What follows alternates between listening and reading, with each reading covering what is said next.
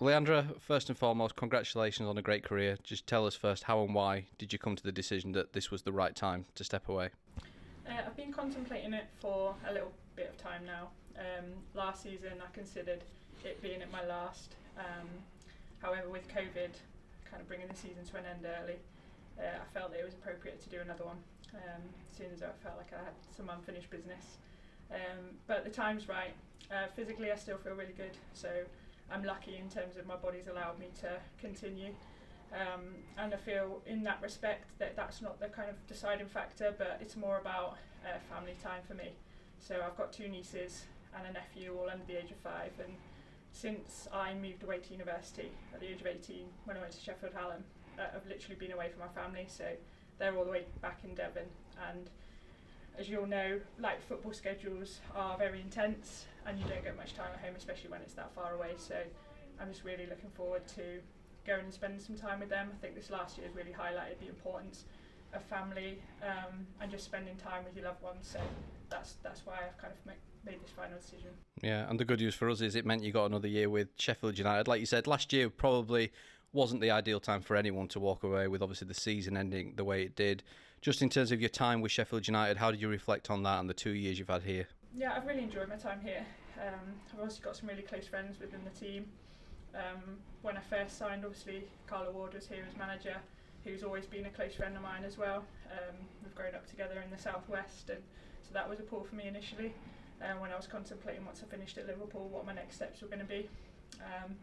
I've always wanted to compete. That's kind of a drive within me. I'm very competitive, so I wanted to be at a team within the Championship that would have been up there kind of pushing for that promotion.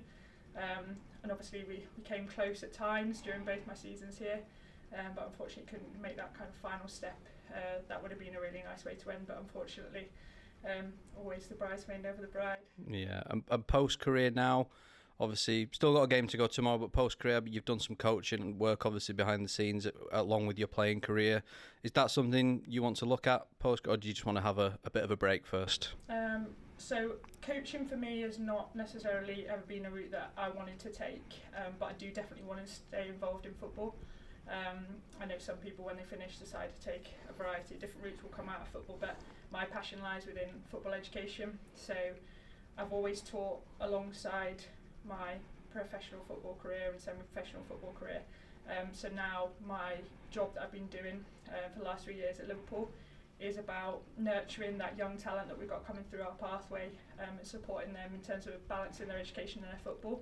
And that's really where my passion and drive is. So I'll be doing that alongside continuing to work for the FA with the England development teams and supporting like compensatory education whilst they're on events as well. So for me, that's where I want to kind of reinvest. So a lot of people go back into coaching to give back to the game, but I want to give back to those individuals in our pathway that are just starting out on their journey as I'm finishing mine. Yeah, and obviously we've got some young players here, and I'm sure players that you've worked with at England levels, players like Lucy Watson, Kerry Matthews, but many others as well that have been training in around the first team squad.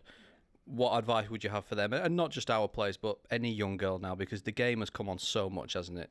Yeah, I suppose that's another contributing reason, really. Like I work with them on England, then come back and train and play with them, and I just realise what the age gap is. But no, they're great girls. I mean, I've really enjoyed working with all of those that I've had the opportunity to work with in the England and the Liverpool setting so far. Kerry Matthews is the one that's kind of been driving on the physical, leading the pack, so that's been keeping me chasing her tail. But really enjoy working with younger players, and I think in terms of advice I'd give to them as they start out on their journeys, I think it's just around kind of being the best that they can be, the best version of themselves, both on and off the pitch. That's what I've tried to do throughout my career. Try to kind of role model, try to drive standards from within, and that would be a big piece of advice for me to them. I think surround yourself by positive people, like people that are going to energise you, people who've got your best intentions at heart, and then the opportunity that females coming into this pathway have. I believe the women's game is continuing to evolve and will continue to evolve over time as well. So just for me to them, I'd say give it your absolute everything and don't look back on anything with any regrets, because I don't. So yeah, and of course we do still have one more game. It's a big game as well, playing in the FA Cup against Tottenham. I know as soon as you walk out on that pitch, you'll be fully focused on the game. Just give us your thoughts on that and an exciting tie for the team. Yeah, I'm really looking forward to it. I mean, the fact that we've got to this point, so we're still in contention in terms of next round, is a big achievement for us, and I think we've got everything to play for tomorrow. I'll still be going out there just as I would with any other game. I won't be seeing it as any different. Have that competitive edge. We believe we can get something if we really play to the best of our ability. If we put on a performance, then I have no doubt that we can progress, and I just hope that'd be a fairy tale for me. And I might have to ask Redders if I can sign a one game or more potentially deal for next season, but no, that's I'm looking forward to it. I've got a great group of girls around me, great group of staff, which I'm really grateful for, and I know whatever the outcome of tomorrow, we'll have a great final day and a great send-off. Yeah, hopefully. And I think I speak on behalf of everyone, Lee, at Sheffield United Women, when I say congratulations on a great career, and I'm sure we wish you all the best in whatever happens next.